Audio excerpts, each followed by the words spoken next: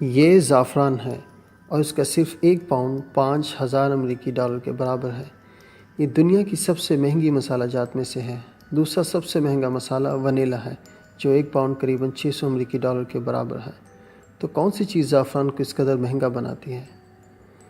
نئے لوگوں کے لیے زعفران ایک پیچیدہ چیز ہے کاشتکاری کے لیے۔ میرا نام آراش کالاگولا بہانی ہے۔ میں ورمونٹ یونیورسٹی میں پی ایچ ڈی محقق ہوں۔ زعفران کاشت کرنے کے لیے آپ کو بہت زیادہ ہاتھ سے کام کرنا پڑتا ہے۔ پھول توڑنے کے لیے، علیحدہ کرنے کے لیے زعفران پانی سے پاک خشک سٹگما ہوتا ہے۔ سٹگما پھول کا مادہ حصہ ہوتا ہے۔ آپ کو سٹگما کو علیحدہ کرنا ہوتا ہے، پھر خشک، اور ان تمام طریقہ کار کے لیے آپ کو ہاتھ سے کام درکار ہے، یعنی مزارع۔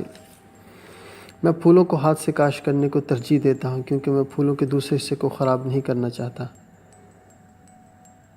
زعفران کروکس زعفرانی پھول سے نکلتا ہے اور ہر پھول میں 3 سرخ سٹگما ہوتے ہیں، یہی زعفران ہوتا ہے۔ زعفران کی پیداوار بہت کم ہے، مطلب آپ کو بہت سارے مزاروں کو رکھنا پڑتا ہے ان کی کاشتکاری کے لیے۔ 4 پاؤنڈ زعفران فی ایکڑ یہ کچھ نہیں ہے۔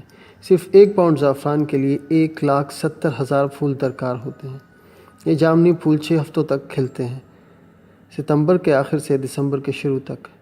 ان کی کاشت کا وقت بھی خاص ہوتا ہے دن میں، جب ہمارے پاس ہوا میں زیادہ نمی ہو تاکہ یہ زعفران کے معیار کو اثر انداز کر سکے،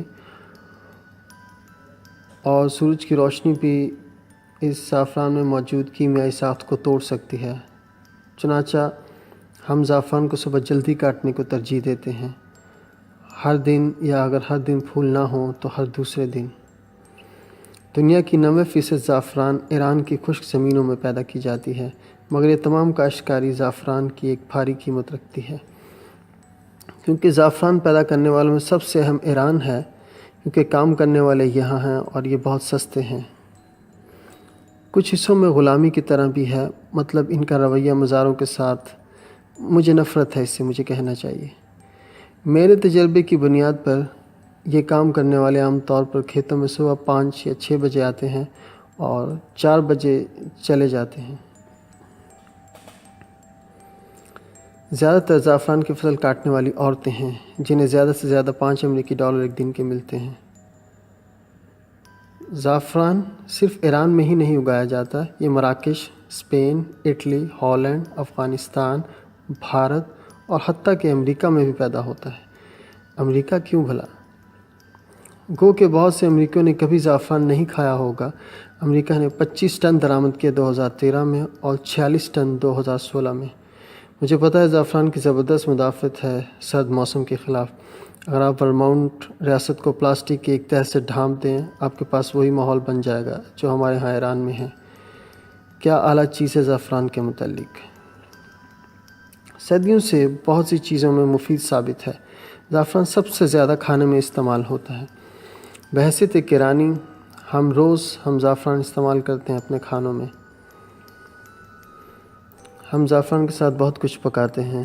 ابھی تک اس کے ذائقے کا مجھے کوئی متبادل نہیں مل سکا۔ یہ پائیلا ڈش کو اس کے حقیقی ذائقہ اور رنگ دیتا ہے۔ یہ دلیا، دبر روٹی اور میرینیٹ کے لیے بھی استعمال ہوتا ہے۔ جب زعفران کو توڑا جاتا ہے، یہ سنہری رنگ دیتا ہے۔ ساری بات زعفران کے کاشت کے طریقوں کی نہیں۔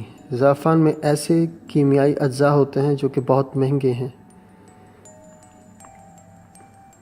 جیسا کہ پائکروکروسین، کروسین اور سیفرانل۔ یہ 3 اہم اجزاء یا مرکبات ہیں جو زعفران کے ذائقے، رنگ اور خوشبو کے ذمہ دار ہیں۔